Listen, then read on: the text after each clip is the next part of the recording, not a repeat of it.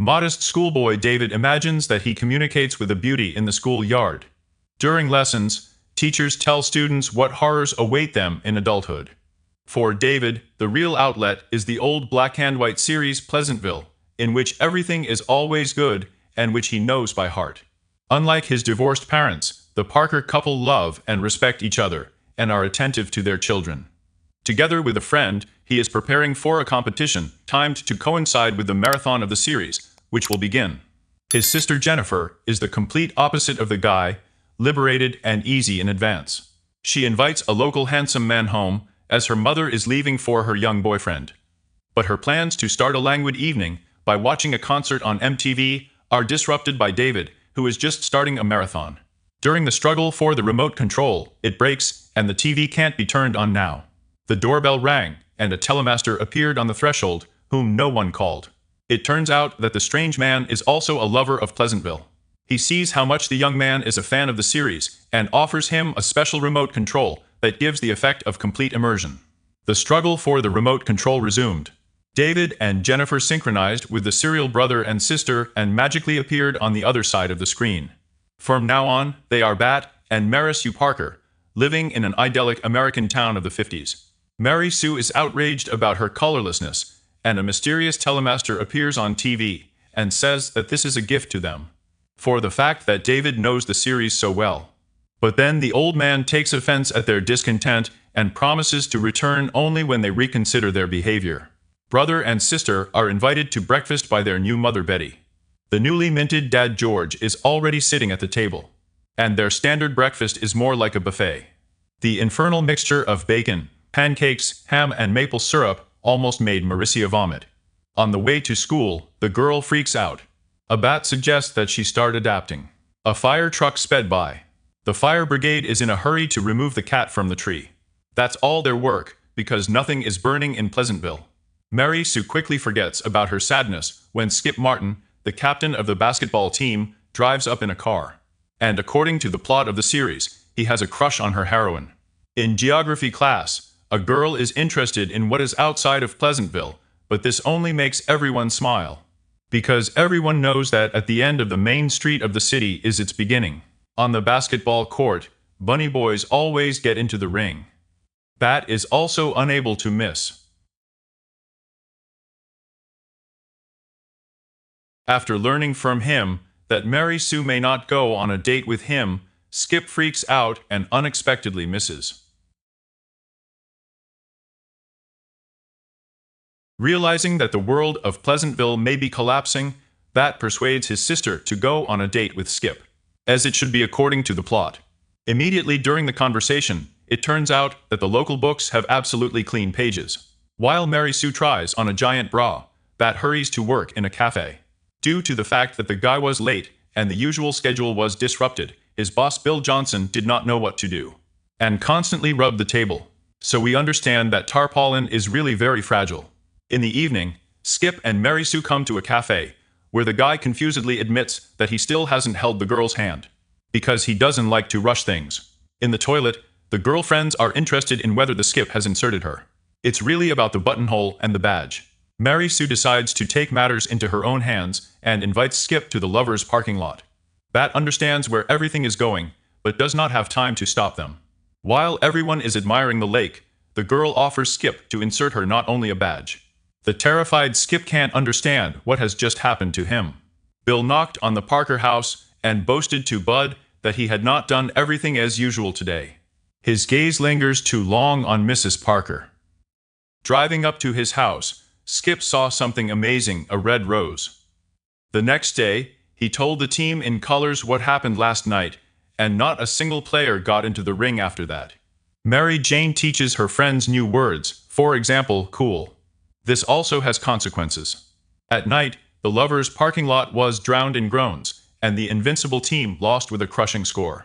The city gradually acquires color. Bill has realized the cyclical nature of his life and wants to change it. It turns out that the man draws well. The men in the barber shop are wondering how a basketball team with the motto, "We will defeat anyone," could lose. And the women discuss the painful colorfulness of the daughter of one of them. Betty is interested in all these changes in the city, and she learns from her daughter what sex is. Her husband doesn't do anything like that with her. So at the same time, she learns from Mauricio another way to please herself.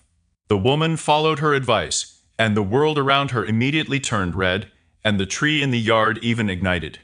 It's a pity, but a firefighter doesn't know what a fire is.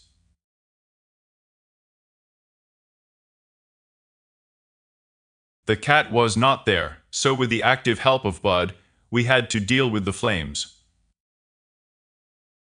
The guy gets a medal for bravery.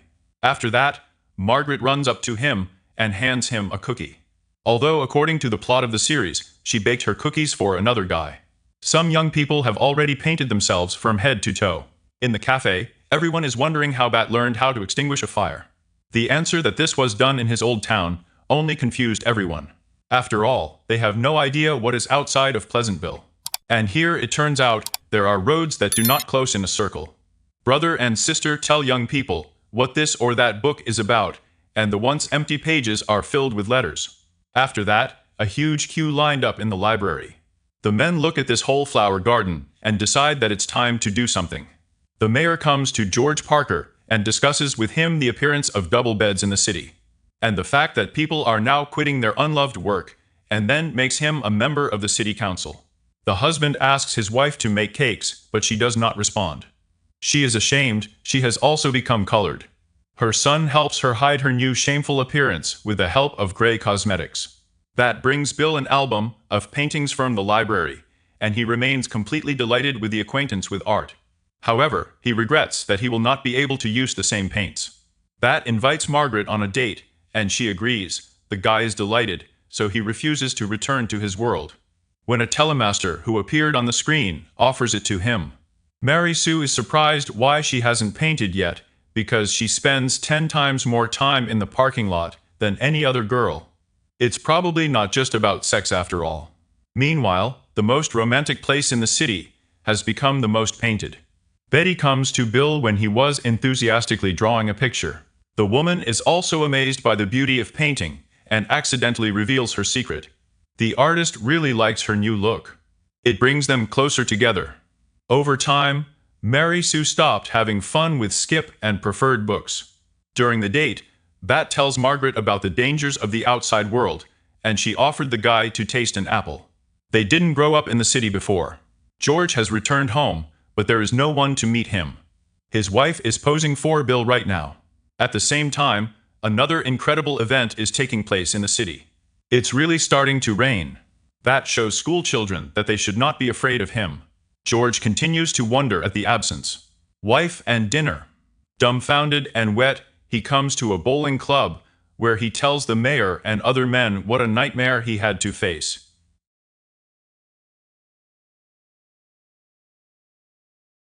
He scares others with his story. Also suffered from the horrors of modern times. The mayor calls those present to action. Betty spent the night with Bill, who also painted, as well as the entire interior of the cafe. Finally, Mary Sue woke up in color. The same thing happened with the other guys. The sad Bat alone is still made up of shades of gray. At home, George demands from Betty that everything be the same, but the woman does not agree. She teaches her husband how to use the oven and leaves. There is a car driving around the city with a couple of black and white guys who remind everyone about the city meeting. They make dirty jokes about Margaret's colorfulness.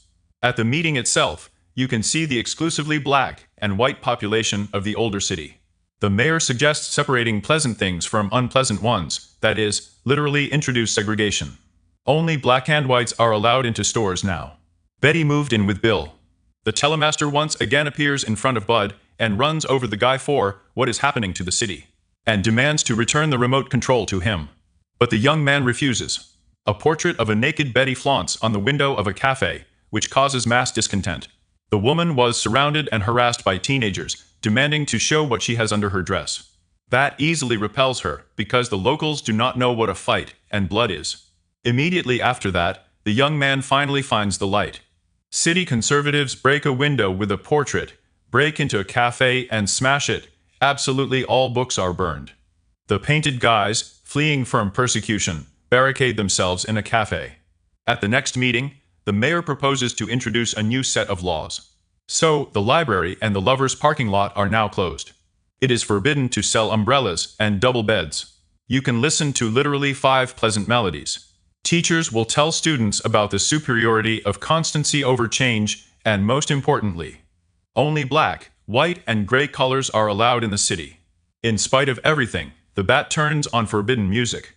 During the night, he and Bill painted a huge wall, displaying everything that had been happening in Pleasantville lately. Outraged residents raised a fuss and gam and sent the artist to jail.